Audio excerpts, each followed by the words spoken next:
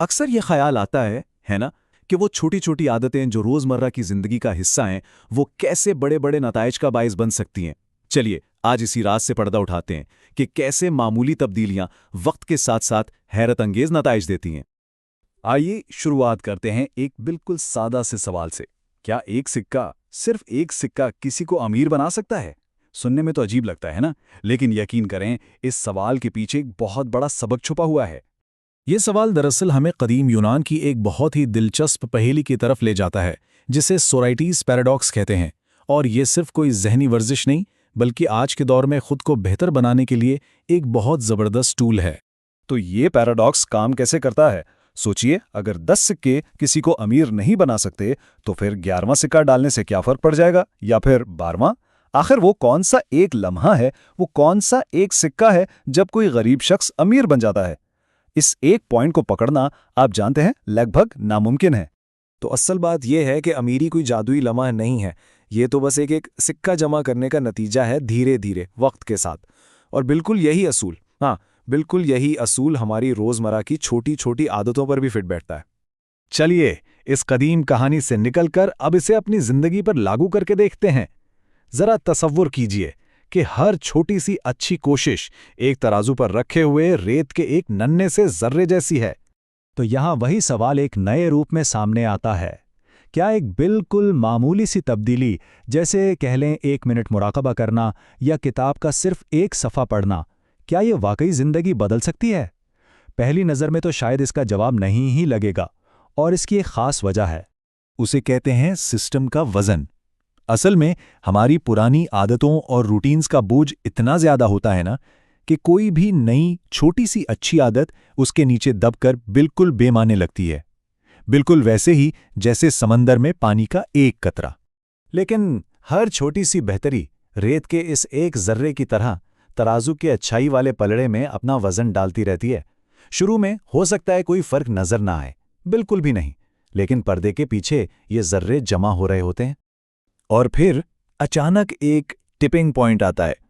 یہ وہ لمحہ ہے جب وہ جمع ہوئے ریت کے ذرے آخر کار ترازو کو اپنی طرف جھکا دیتے ہیں، اور بس اسی لمحے سے اچھی عادتوں پر قائم رہنا اچانک سے آسان لگنے لگتا ہے۔ کیوں؟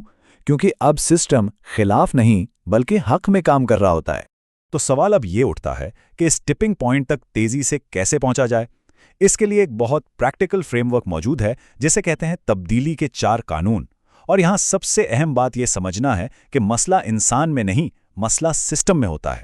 یہ 4 قوانین اچھی اور بری عادتوں کے لیے سمجھ لیں 2 الگ الگ راستے بتاتے ہیں۔ اچھی عادتوں کے لیے کیا کرنا ہے؟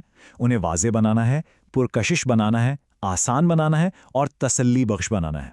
اور بری عادتوں کے لیے اس کا بالکل الٹ کرنا ہے، انہیں غیر واضح، غیر پرکشش، مشکل اور غیر تسلی بخش بنانا ہے۔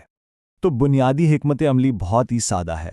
اچھی عادتوں کے لیے راستے آسان بنائیں اور بری عادتوں کے لیے مشکل۔ یہ ایک مسلسل عمل ہے جس کے ذریعے ہم اپنے ارد گرد ایک ایسا ماحول بناتے ہیں جو کامیابی کو خود بخود ممکن بناتا ہے۔ چلیے اب آتے ہیں اس تجزیے کے سب سے طاقتور حصے پر، یعنی مرکب ہونے کی طاقت پر، جہاں چھوٹی چیزیں واقعی بہت بڑی بن جاتی ہیں۔ دیکھیے، ایک بات سمجھنا بہت ضروری ہے، چھوٹی عادتیں صرف جمع نہیں ہوتی، اصل کہانی اس سے کئی زیادہ گہری ہے۔ وہ مرکب ہوتی ہیں۔ اس کا مطلب کیا ہے؟ اس کا مطلب یہ ہے کہ وہ وقت کے ساتھ ساتھ ایک دوسرے پر بنتی ہیں، جس سے ان کی نمو تیزی سے بڑھتی ہے۔ ایک چھوٹی سی مثال لیں، روزانہ صرف 1% بہتری سال کے آخر تک 37 گنا بہتر نتائج دیتی ہے۔ یہی تو ہے کمپاؤنڈنگ کی اصل طاقت۔ اور یہ اصول زندگی کی ہر شعبے پر لاگو ہوتا ہے۔ وہ کاروبار جو مسلسل کام کرنے سے بنتا ہے، وہ جسم جو مسلسل تربیت سے بنتا ہے، وہ علم جو مسلسل سیکھنے سے حاصل ہوتا ہے، وہ دولت جو مسلسل بچت سے جمع ہوتی ہے، اور وہ دوستیاں جو مسلسل پرواہ کرنے سے مضبوط ہوتی ہیں، یہ سب کمپاؤنڈنگ کی ہی تو مثالیں ہیں۔ تو یہ ساری باتیں ہمیں ایک بہت اہم نتیجے پر لے آتی ہیں، وہ یہ کہ کامیابی کوئی منزل نہیں ہے جسے پا لیا اور بس، بلکہ یہ تو بہتری کا ایک کبھی نہ ختم ہونے والا سفر ہے۔ اصل مقصد کسی ایک نتیجے پر پہنچنا ہے ہی نہیں، اصل مقصد تو ایک ایسے نظام کو مسلسل بہتر بناتے رہنا ہے جو کامیابی کو ممکن بناتا ہے۔ یہ اہداف کے بارے میں نہیں، یہ عمل کے بارے میں ہے، اور یہ سوچ میں ایک بہت بڑی، ایک بنیادی تبدیلی ہے۔ तो इसका अमली तरीका क्या है? सादा है। अपनी तरक्की में अगली रुकावट को पहचानें, फिर तब्दीली के उन्हीं 4 कानूनों का इस्तेमाल करके उसे दूर करें, फिर अगली 1% बेहतरी ढूंढें और इस अमल को बस दोहराते रहें। इसका कोई मुस्तकिल हल नहीं है, सिर्फ मुसलसल बेहतरी है। और जैसा कि माखिजी मवाद का बुनियादी फ़लसफ़ा कहता है, देरपा नताइज हासिल करने का राज ये है कि बेहतरी लाना कभी न छोड़ा जाए। ये सफ़र असल में छोटी, मुस्तकिल और कभी न ख़त्म होने वाली कोशिशों का ही नाम है।